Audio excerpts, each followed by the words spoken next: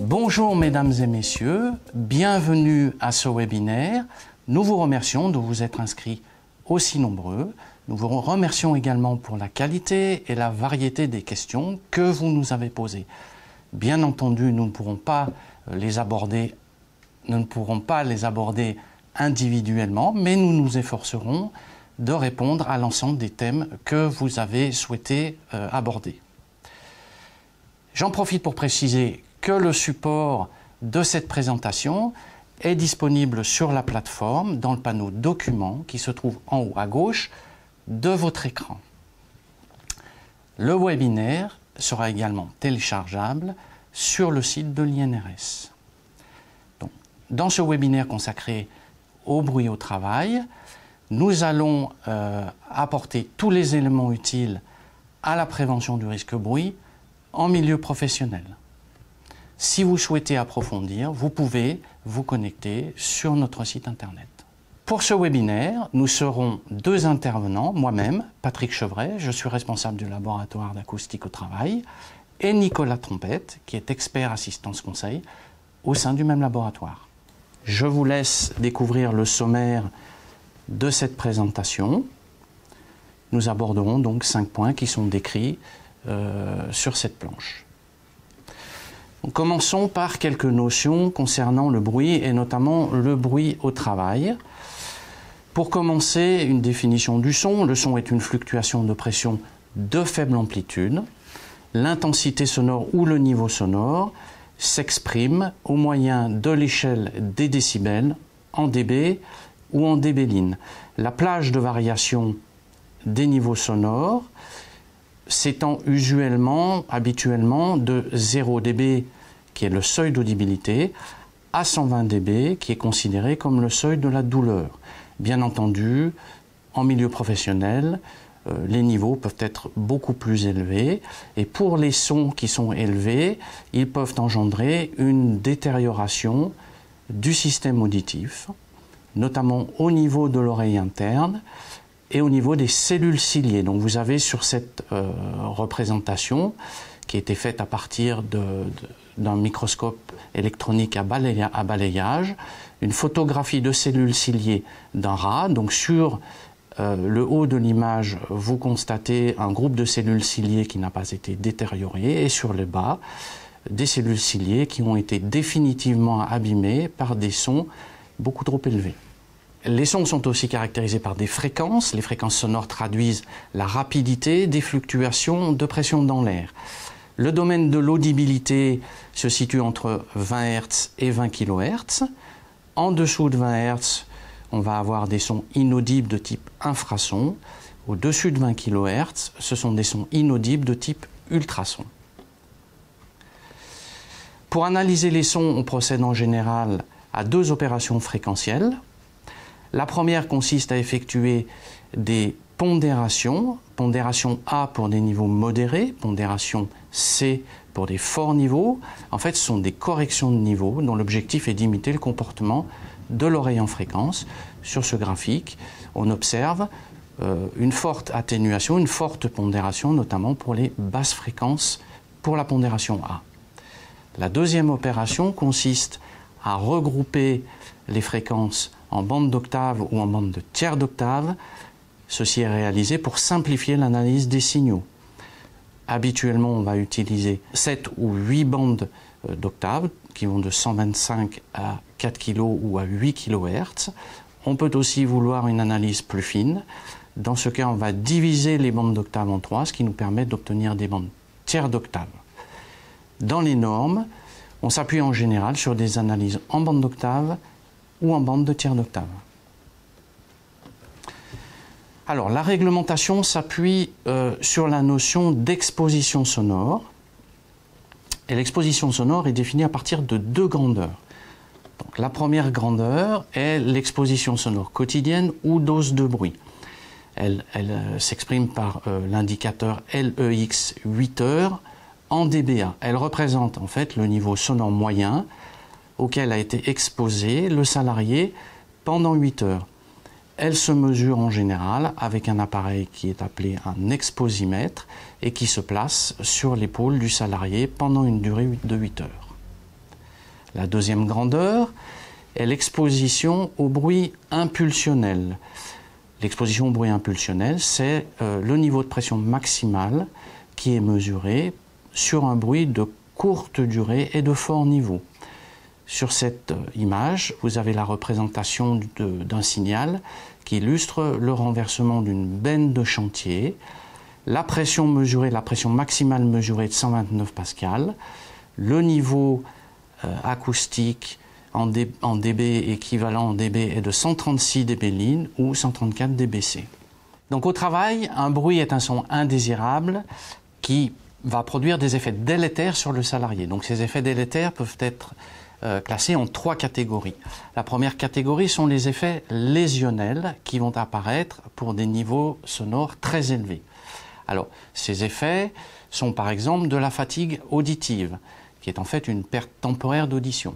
Ça peut être des acouphènes, une hypoacousie ou une surdité, qui est une perte permanente d'audition.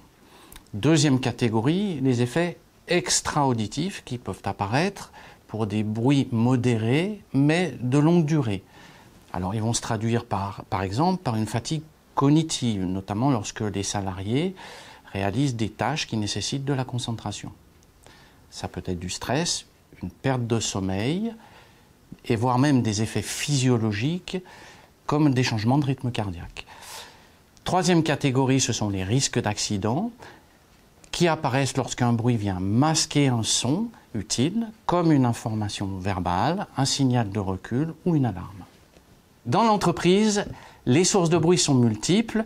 Elles vont se distinguer en fonction de 3 paramètres. Le premier paramètre, c'est l'intensité sonore ou les niveaux sonores, on en a parlé précédemment, qui vont s'exprimer en dBA pour les niveaux continus et en dBc pour les bruits impulsionnels.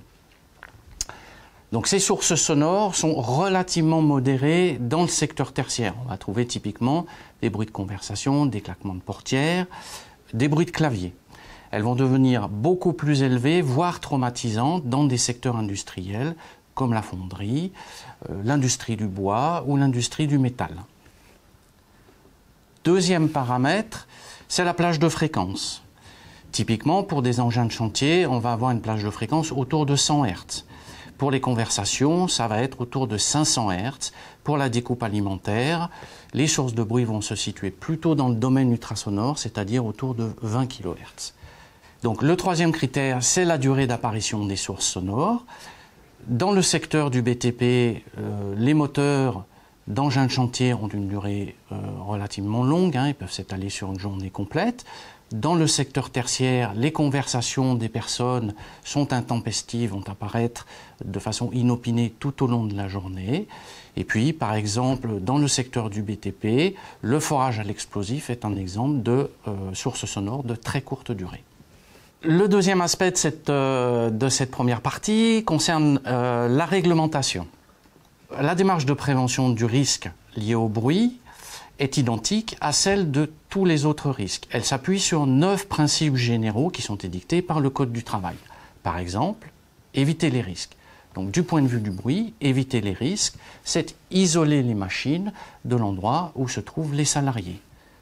C'est aussi évaluer les risques, combattre les risques à la source, donc du point de vue du bruit. Il s'agit par exemple de capoter des machines ou de les isoler du sol à l'aide de plots vibratiles. C'est aussi, par exemple, donner la priorité aux mesures de protection collective, les protections individuelles contre le bruit ne devant être utilisées qu'en dernier recours. Donc le Code du travail définit les obligations concernant la conception ou l'aménagement du local. Il précise notamment que si les machines qui sont installées dans un local sont susceptibles d'apporter un niveau d'exposition supérieur à 85 dBA, alors l'employeur se doit de réduire la réverbération du bruit sur les parois du local. Ceci peut être réalisé en installant des panneaux absorbants sur le plafond ou sur les murs. Il se doit aussi de limiter la propagation du bruit vers les autres locaux qui sont occupés par les travailleurs. Ceci peut être réalisé en installant des parois de grande épaisseur et à forte densité. Le Code du travail fixe également des obligations pour les fabricants, obligations qui sont liées à la conception et à la fabrication des machines.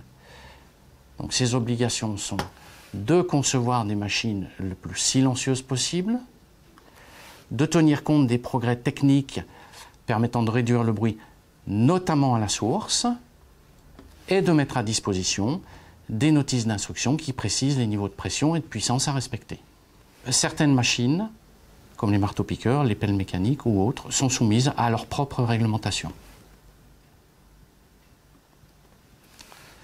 Tout employeur est responsable de la santé et de la sécurité de ses employés. Il est donc tenu d'évaluer les risques auxquels sont soumis les salariés et de rechercher des mesures de prévention adaptées. Les résultats de cette évaluation doivent être consignés dans le document unique d'évaluation des risques professionnels. L'employeur doit aussi, si nécessaire, mesurer les niveaux de bruit auxquels sont exposés les salariés. Le mesurage doit être renouvelé tous les 5 ans. Les résultats doivent être conservés et consultables pendant une durée de 10 ans. Ils doivent être communiqués au médecin du travail et tenus à la disposition du CSE et de l'inspection du travail. Donc les exigences de la réglementation varient en fonction des niveaux d'exposition. Le dépassement de certains seuils déclenche une série d'actions à mettre en œuvre par le chef d'entreprise. Alors l'exposition est évaluée à partir des 2 grandeurs que nous avons vues précédemment, c'est-à-dire l'exposition moyenne, LEX 8 heures, et le niveau crête, LPC. Chacun de ces paramètres est à comparer à 3 seuils. Donc, le premier seuil est la valeur d'exposition inférieure, le deuxième la valeur d'exposition supérieure, et enfin la valeur limite d'exposition. Ce troisième seuil ne doit être dépassé en aucun cas, à la différence des seuils précédents. Et il prend en compte l'atténuation du bruit apportée par le protecteur individuel. Les actions à mettre en place par le chef d'entreprise sont précisées par la réglementation. Je ne vais pas les détailler ici, vous pourrez les consulter sur notre site internet.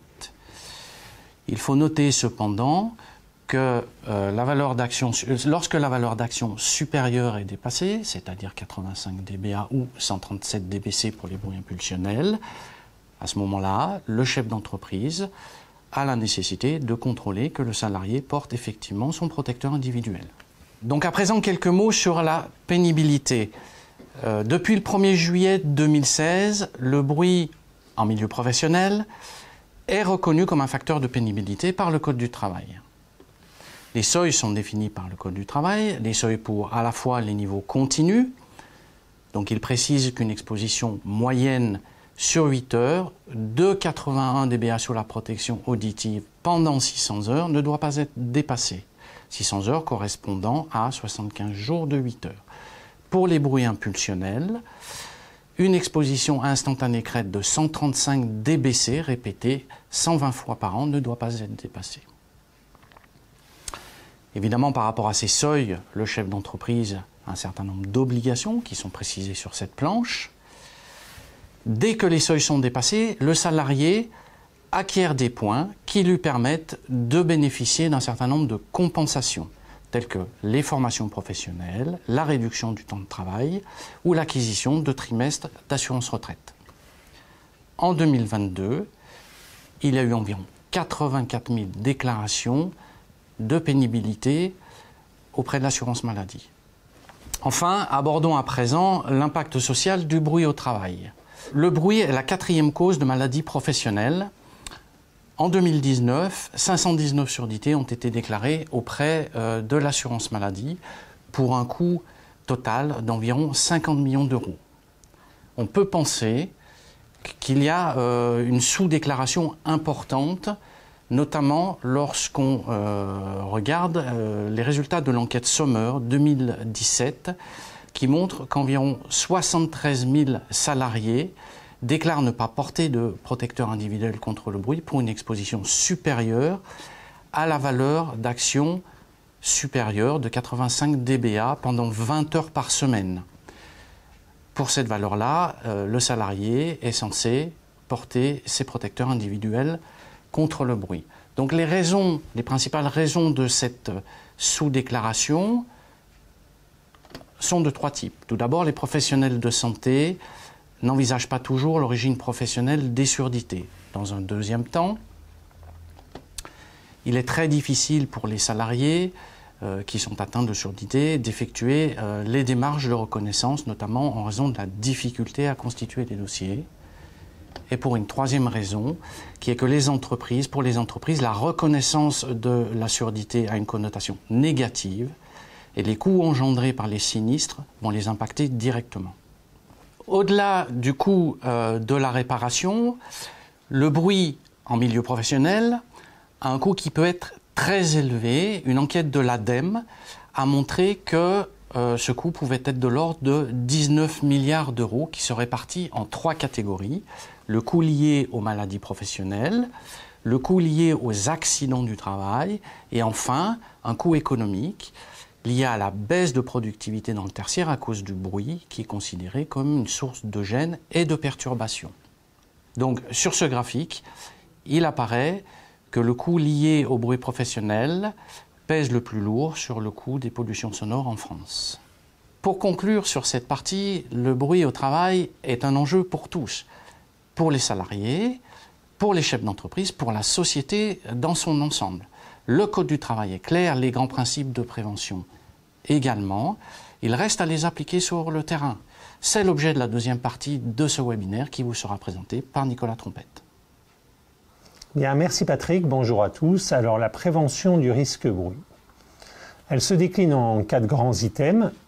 Prévenir les risques le plus en amont possible, évaluer les risques et s'il n'a pas pu être évité, si nécessaire mesurer l'exposition au bruit, puis établir et réaliser un plan de prévention. Alors en acoustique, on décline les plans de prévention suivant 3 items principaux. Agir à la source d'abord en priorité, agir sur la propagation du bruit ensuite, et puis finalement agir au niveau du récepteur, soit collectivement, soit individuellement. Et dernier grand item, former les salariés au risque, c'est très important afin qu'ils l'appréhendent correctement. Je vais maintenant détailler ces 4 items. Alors, premier item, prévenir les risques le plus en amont possible. Prévenir, ça exige de la connaissance, par exemple pour établir un cahier des charges. Donc nous avons dans ce transparent listé les quelques documents de référence qu'il faut connaître. Alors le premier, c'est l'arrêté local, l'arrêté du 30 août 90. Cet arrêté, il impose à un industriel qui installe des machines bruyantes dans un local de faire un traitement acoustique de ce local, et l'arrêté, il a des exigences, c'est-à-dire qu'il va falloir respecter une certaine atténuation du bruit, une certaine décroissance du son dans le local. Ensuite, pour les bureaux, il n'y a pas de réglementation, donc on s'appuie sur des normes. Il y a 2 normes, la NFS 31080 qui s'adresse aux bureaux vides, et puis l'ISO 22955 qui s'adresse aux bureaux occupés. Alors ces 2 normes, qu'est-ce qu'elles font? Elles proposent des critères en termes de taille, d'isolement entre les postes de travail, d'absorption acoustique du local et de niveau sonore en fonction de l'activité. Elles aussi, elles sont très utiles pour établir un cahier des charges. Et enfin, toujours pour avoir de la connaissance, INRS propose différentes brochures pour une bonne conception des lieux de travail qui intègrent des recommandations sur l'acoustique. Bien, une fois qu'on a cette connaissance, les axes de travail sont le choix d'équipements les moins bruyants possibles. Ensuite, on va travailler sur l'aménagement de l'espace de travail. La surface est fondamentale, il en faudra assez pour pouvoir faire l'implantation souhaitée, donc une surface suffisante et un espace de travail bien défini. Et ensuite, on peut réfléchir à l'aménagement, notamment à l'implantation des activités et surtout des équipements bruyants. Et puis, la base, c'est d'avoir un local traité acoustiquement, un local non réverbérant. Alors, un petit aparté. Aujourd'hui, on se sert beaucoup en acoustique de la modélisation prévisionnelle pour prévoir ce qui va se passer, donc il faut penser à recourir à la modélisation prévisionnelle, et je ferai un petit aparté dessus à la fin de cette partie sur la prévention. Bien, alors, Dans les locaux industriels, comment on prévient le risque bruit? On choisit des équipements les moins bruyants possibles et c'est l'objet de la directive machine. Patrick en a parlé. Qu'est-ce qu'elle impose, cette directive? Elle impose aux fabricants d'une machine de déclarer le bruit que la machine émet. Alors, est une machine tout système dans lequel il y a un entraînement et au moins une pièce mobile. Donc, par exemple, une installation de ventilation est une machine et l'installateur, il doit à son client la déclaration du bruit émis en quelques points dans le local ou au poste de travail. Bien. Alors, qu'impose la directive? Si le bruit est inférieur à 70 dBA, c'est-à-dire si la machine n'est pas bruyante pour un local industriel, la directive impose de le dire. Donc, c'est le fabricant qui déclare que sa machine n'est pas bruyante. Après, si la machine fait plus de 70 dBA au poste de travail, ou en certains points, le fabricant doit le déclarer, il doit déclarer où il a fait la mesure. Et ensuite, si ce bruit est supérieur à 80 dBA, non seulement il doit cette déclaration du bruit, mais en plus, il doit donner la puissance acoustique de sa machine. Alors pourquoi la puissance acoustique de la machine? C'est une donnée qui est fondamentale puisqu'elle sert à l'acousticien pour la modélisation prévisionnelle et ensuite c'est une donnée intrinsèque à la machine, donc elle permet de comparer les machines entre elles. Alors attention à ne pas confondre puissance et pression acoustique. La puissance acoustique, elle est référencée par rapport à des watts et pas par rapport à des pascals. Et le niveau est toujours bien supérieur à ce niveau de la pression acoustique. Donc pour passer de la puissance acoustique à la pression acoustique, on enlève 11 dB à la première. Bien, une fois qu'on a choisi les équipements les moins bruyants possibles, on va passer à l'aménagement du local. Là, je vais en parler en deux parties. Je vais d'abord parler des bureaux et ensuite des locaux industriels.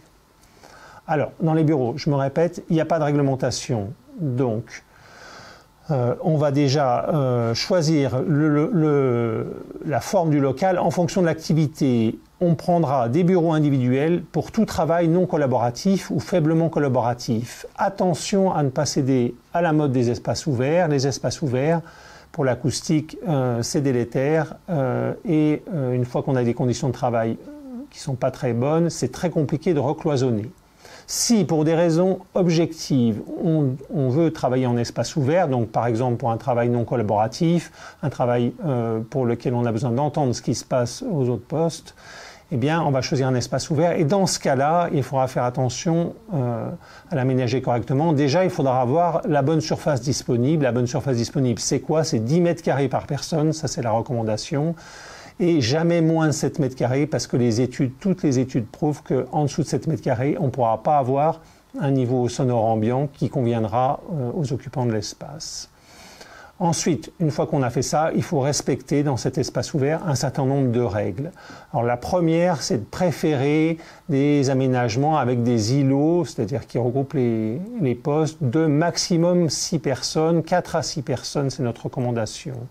Ensuite, il faut mettre à disposition des salariés dans l'espace ouvert des espaces partagés pour le travail de groupe, donc les réunions, mais aussi pour les échanges privés ou les visioconférences, par exemple.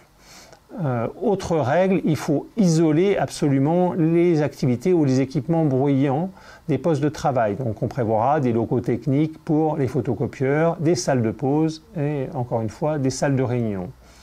Il faut bien sûr traiter acoustiquement le local, donc on aura un faux plafond et là, ou des baffles acoustiques suspendus comme on le voit sur l'image, et là on aura des matériaux de classe A.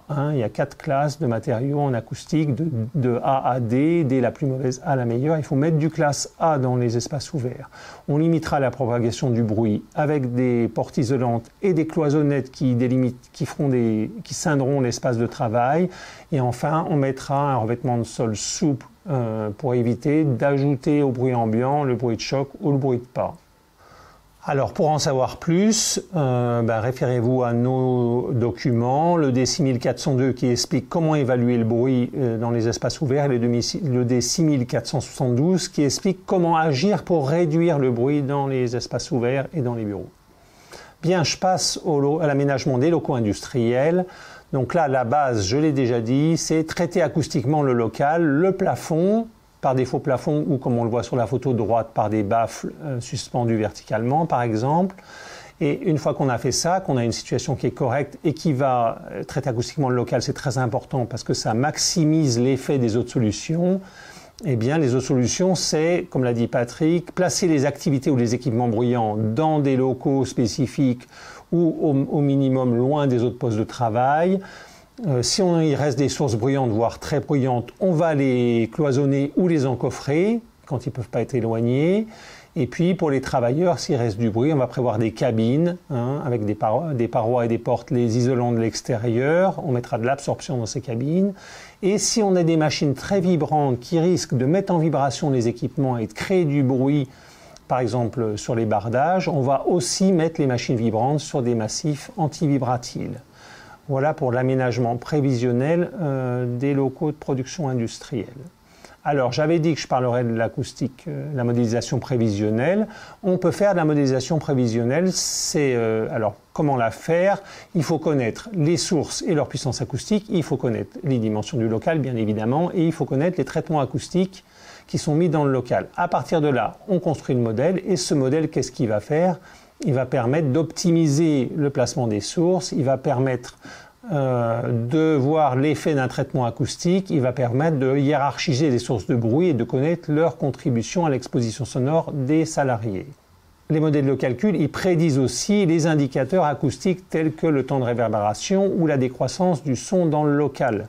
Donc ils vont permettre de voir si on est conforme à la réglementation ou aux normes de référence. Il y a de nombreux logiciels maintenant de modélisation acoustique pour des coûts relativement modéré. Donc nous-mêmes, nous en distribuons un, RE+, gratuitement. Et puis j'ai mis 2 références qui sont les plus connues. Ça ne constitue pas une recommandation. Ce sont les 2 références les plus connues, Akubat et Cat Rayon. On en a fini avec prévenir le risque bruit. On va passer à l'évaluation du risque. Alors, on commence toujours par une évaluation sommaire, savoir si on a des risques liés au bruit ou pas. Comment on fait? On le fait sans mesure, à partir de critères qui sont accessibles à tous. Ces critères, je vais les présenter. Alors la non-exposition certaine, c'est quand on peut communiquer à voix normale entre collègues à moins de 1 mètre et qu'il n'y a pas dans le local d'événements acoustiques rares et intenses. Là, on sait qu'on n'a pas d'exposition au bruit et donc qu'il n'y a pas de risque. Un possible risque, c'est quand on a beaucoup de difficultés à se faire comprendre par un collègue situé à 2 mètres. Et puis, donc ça c'est le critère principal. Et puis on peut avoir aussi, en fin de journée, les oreilles qui bourdonnent ou qui sifflent. Ou, autre exemple, on peut avoir le matin, s'apercevoir que par exemple le son de sa radio dans la voiture est très élevé.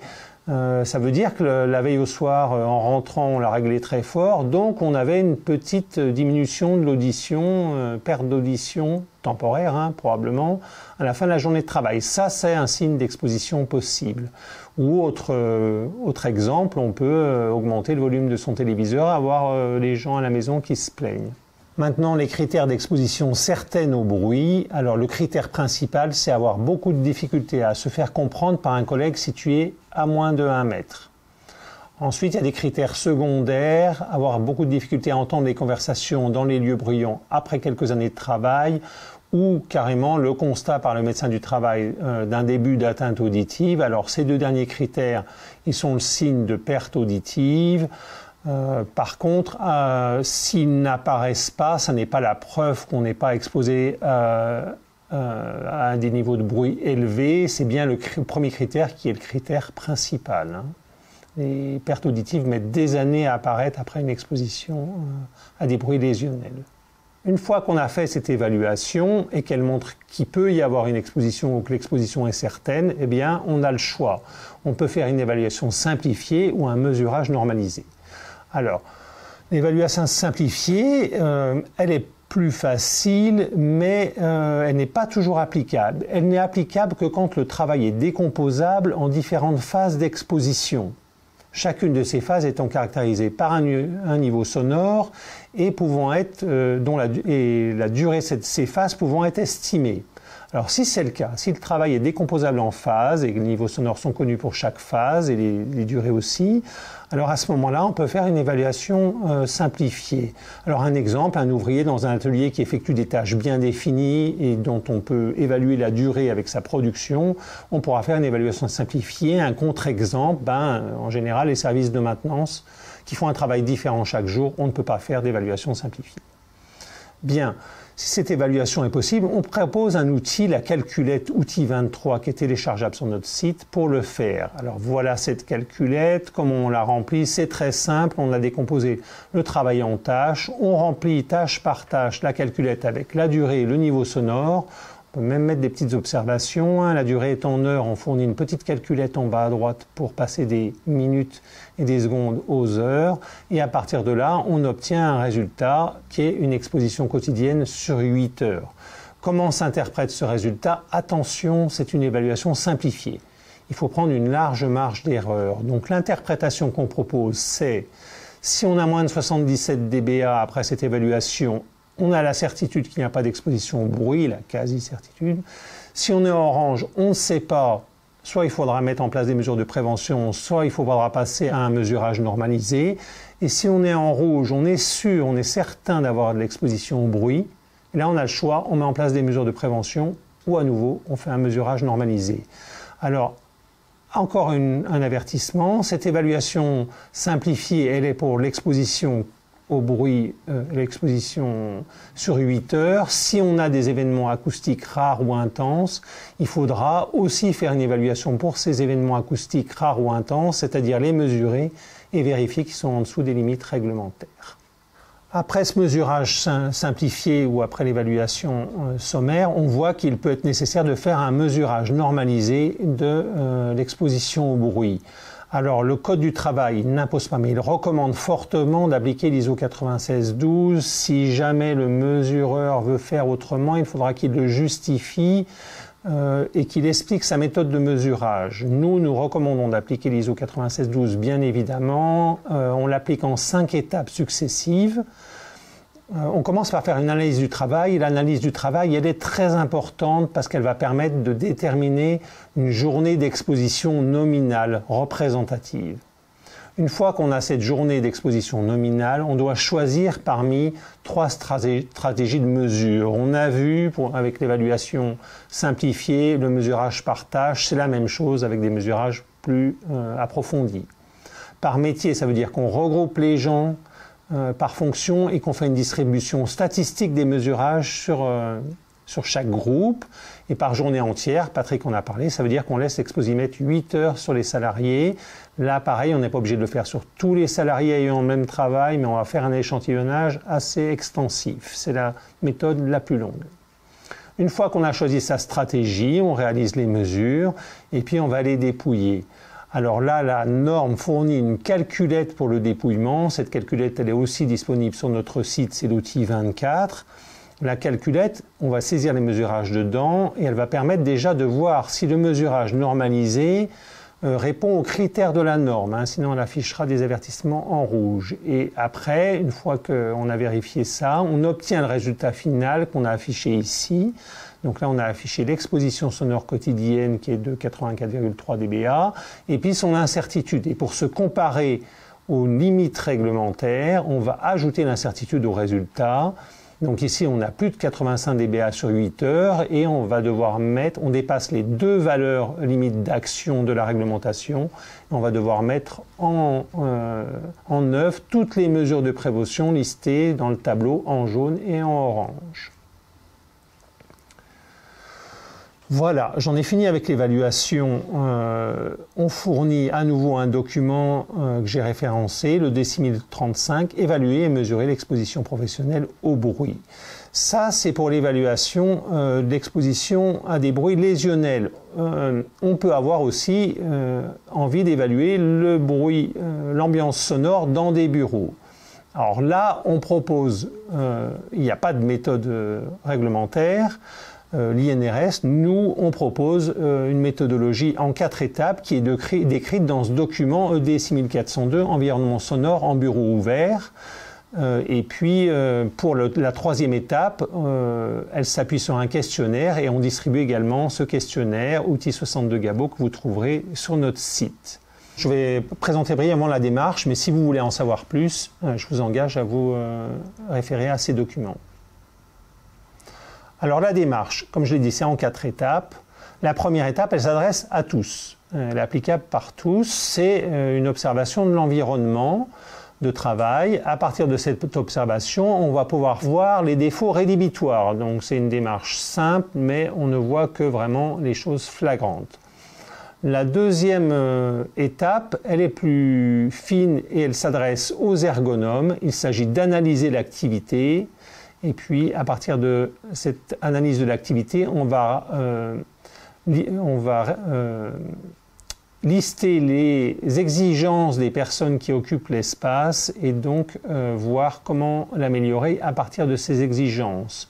La troisième étape, comme je l'ai dit, elle s'appuie sur un questionnaire que nous distribuons. Elle va exiger la participation de l'ensemble des intervenants, c'est-à-dire du chef d'entreprise aux salariés. Et là, il s'agit de remplir le questionnaire. Et à partir du questionnaire, on va faire un bilan statistique des nuisances dans l'espace ouvert, des nuisances au sens large et en particulier du bruit. Et puis, à partir de cette évaluation statistique, on pourra déterminer quelles mesures prendre. Et la quatrième étape, elle s'adresse aux acousticiens. Là, il s'agit de mesures objectives de la qualité de l'environnement sonore dans le local. Et à partir de ces indicateurs, l'acousticien sait définir des mesures de prévention. Bien, j'en ai fini avec l'évaluation des risques, que ce soit le risque lésionnel dans les ateliers ou l'environnement sonore dans les bureaux. Je vais maintenant passer à l'établissement d'un plan de prévention quand l'évaluation a montré qu'il y avait des risques liés au bruit, risque lésionnel ou mauvaise ambiance sonore, donc problématique dans les bureaux. Alors, quel est l'ordre de priorité? J'en ai déjà parlé. On commence par agir à la source, ensuite on regarde à agir sur la propagation et en dernier ressort sur la réception. La réduction du bruit à la source, c'est délicat. Pourquoi? Déjà, il faut bien comprendre que chaque situation est différente et qu'on ne va jamais faire la même chose. On va devoir faire preuve d'imagination. Et deuxième point très important, si on agit sur la machine, on peut remettre en cause sa certification et ça, c'est impossible. Donc, ça va limiter les possibilités. Alors, là encore, on balaye les grands principes généraux pour la réduction des risques. On peut adapter le travail. Alors là, c'est quoi? Éviter la coexposition. Bien sûr, limiter la durée passée dans les zones bruyantes pour limiter la dose de bruit. Et puis, privilégier l'observation depuis des zones silencieuses, donc en général des cabines ou des bureaux.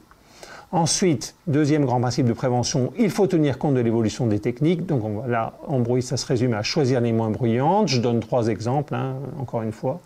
Chaque cas est différent. Donc, par exemple, pour l'installation de ventilation, on va privilégier les ventilateurs tangentiels aux hélicoïdes parce qu'ils sont bien moins bruyants. Le sciage, eh bien, on voit des scies circulaires partout. Certes, c'est rapide, mais c'est très bruyant. Les scies à ruban, c'est peut-être plus lent, mais c'est beaucoup moins bruyant et la coupe est plus propre. Et puis, on voit apparaître de plus en plus de machines électriques. C'est une bonne chose. Les machines électriques sont bien moins bruyantes que les machines thermiques. Alors là, on arrive au troisième grand principe de prévention qui est quasi identique. Remplacer ce qui est bruyant par ce qui l'est moins.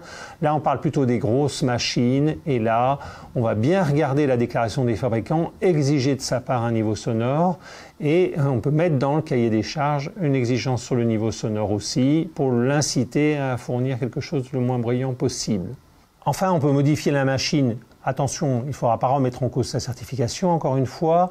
Donc là, on a principalement 2 axes de travail. Soit capoter, c'est-à-dire habiller la machine avec des éléments qui vont arrêter le bruit, ou changer l'outil, ça peut être une possibilité intéressante. Je vais donner 2 exemples. Alors, soit par l'exemple des lames de scie, on peut passer des lames de scie classiques à des lames de scie silencieuses qui ont une découpe laser sur le flasque qui les empêche de rayonner.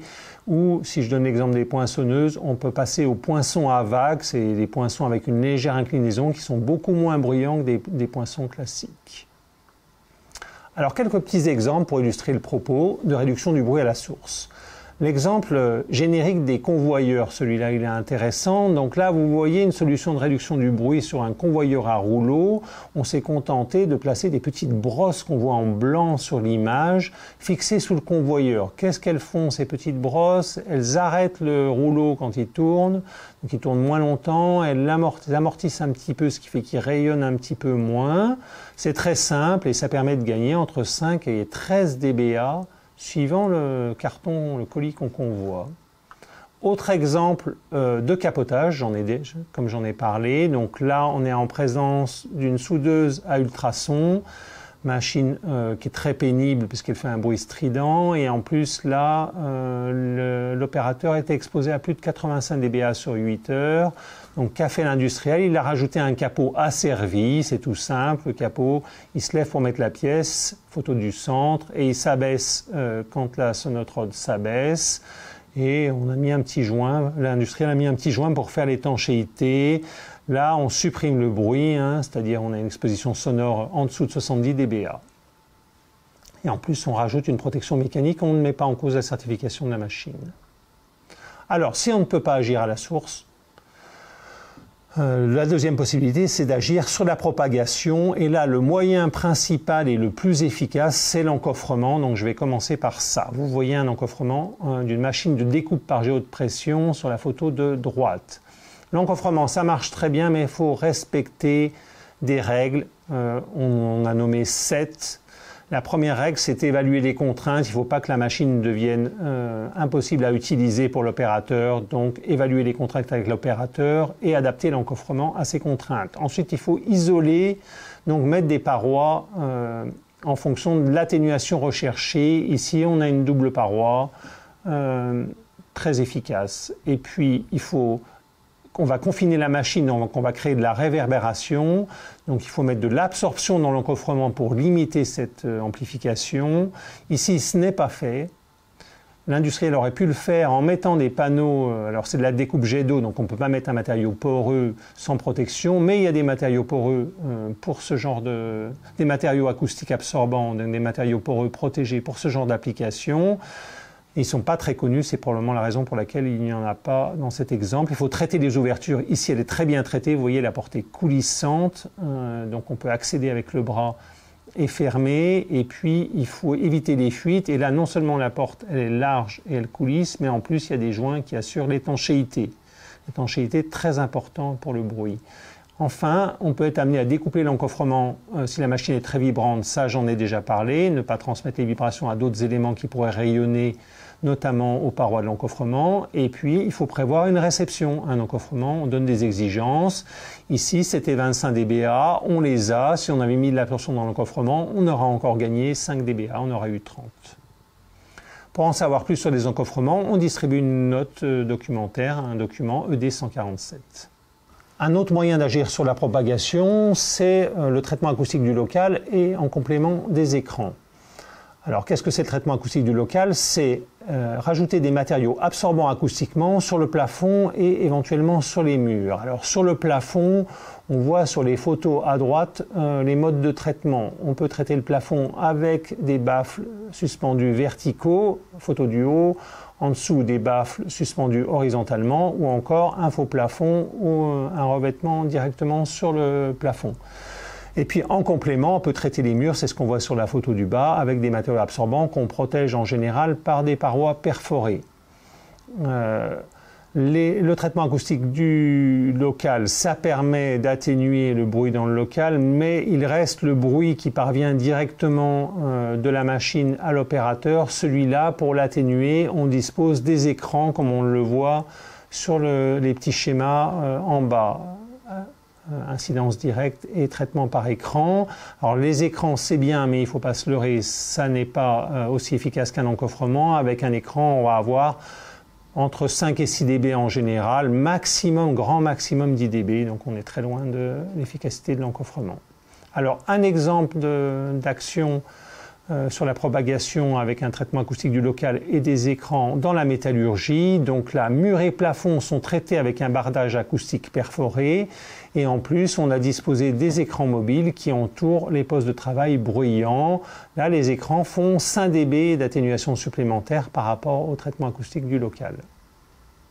Un autre exemple en forme de clin d'œil, mais que j'aime beaucoup parce qu'il montre qu'on peut traiter un lieu prestigieux. Donc ici c'est une salle de séminaire avec des matériaux absorbants. Donc là l'installateur a mis des baffles décoratifs imprimés, vous voyez, verticaux, qu'il a complétés pour faire un petit effet design avec des baffles horizontaux blancs.